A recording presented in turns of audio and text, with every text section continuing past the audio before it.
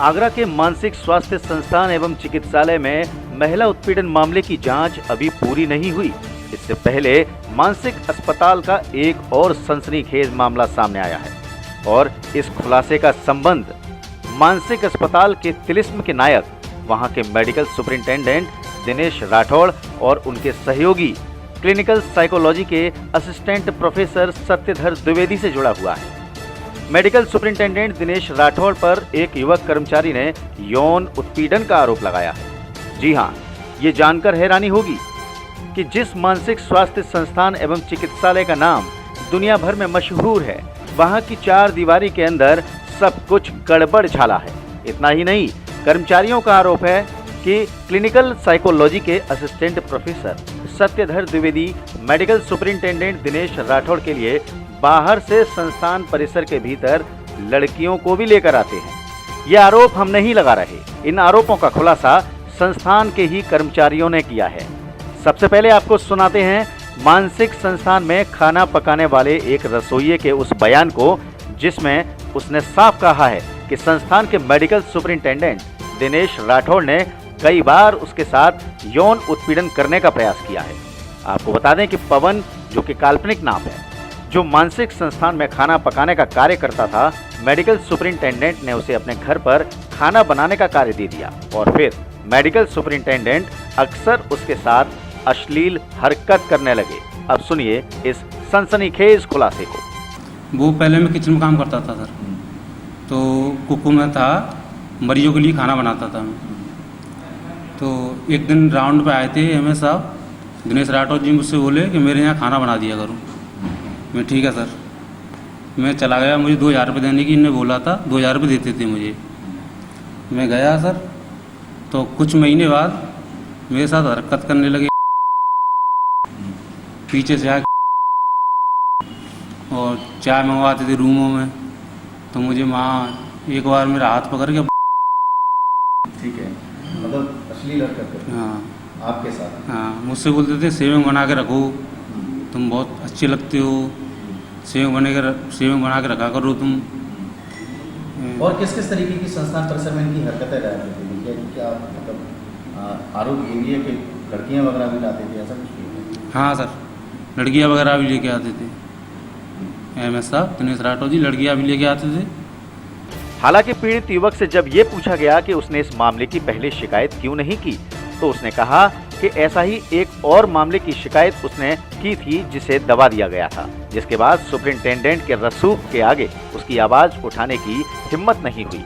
आपको बता दें कि इतना ही नहीं, संस्थान परिसर में सिक्योरिटी इंचार्ज के रूप में कार्यरत रहे यतन ने भी एक ऐसा खुलासा किया, जिससे ये साफ हो गया कि संस्थान परिसर में अय्याशी का भी खेल चलता है। जी हाँ, ये खुलासा यतन कुमार ने, जो वहां सीनियर सुपरवाइजर के पद पर काम कर रहे थे, निदेशक मानसिक स्वास्थ्य संस्थान एवं चिकित्सालय को लिखे एक शिकायती पत्र के सामने आने के बाद हुआ है।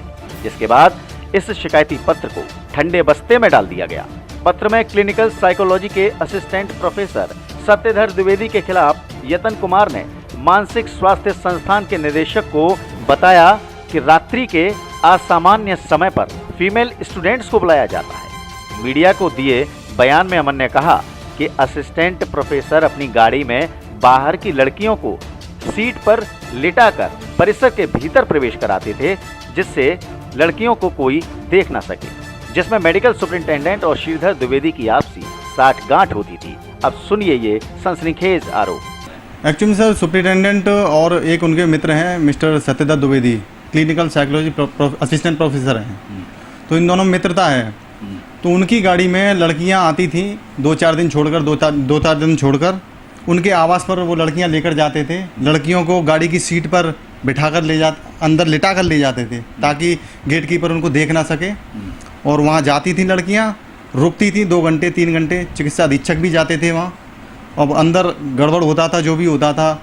एक बार गार्ड ने भी देख लिया था उनको, तो उस गार्ड को भी हड़का उड़कू दिया था। तो ये सब मामले चलते रहते थे। वहाँ निदेशक महोदय से शिकायत की, लेकिन उस शिकायत को ठंडे बस्ते में डाल दिया निदेशक महोदय ने। तो सुना आपने मानसिक स्वास्थ्य संस्थान एवं चिकित्सालय परिसर के भीतर क्या क्या हो रहा है।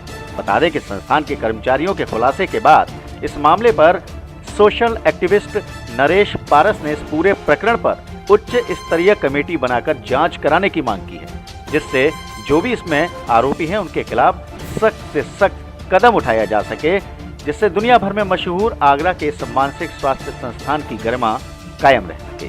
देखिए, एक तो ये है कि मानसिक अस्पताल में जिस तरह से विजिट के बाद में बहुत सारी चीज़ें निकल कर आ रही हैं, महिला का उत्पीड़न, अब साथ में जो काम करने वाला है रसोईया है, अब वो भी उत्पीड़न का आरोप लगा रहा है, तो कहीं ना कहीं ये मामला जो है संदेह के घेरे में है। आखिर में उस संस्थान में चल क्या रहा है?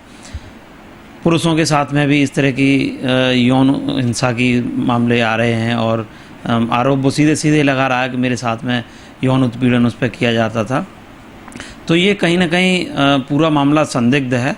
इस पर प्रशासन को एक उच्च स्तरीय जांच बिठानी चाहिए और उसके पूरे संस्थान का जो भी लोग वहाँ काम कर रहे हैं उन सभी लोगों से बारी बारी से उनके बयान जो रिकॉर्ड किए जाए और उनके आधार पर जो भी इसमें दोषी निकलता उनके खिलाफ कार्रवाई होनी चाहिए, क्योंकि जिस तरह से ये गरिमापूर्ण संस्थान था पूरे विश्व में अपनी पहचान रखता है।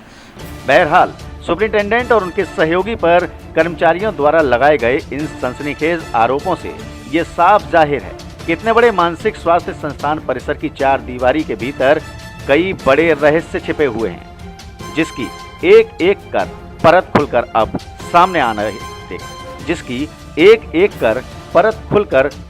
रही है। निश्चित तौर पर ऐसे में एक जांच अगर निष्पक्षता के आधार पर इस पूरे प्रकरण पर हो तो कई नामों के खिलाफ कार्रवाई हो सकती है। डीजी महाराजा न्यूज के लिए देवेश दीक्षित की रिपोर्ट।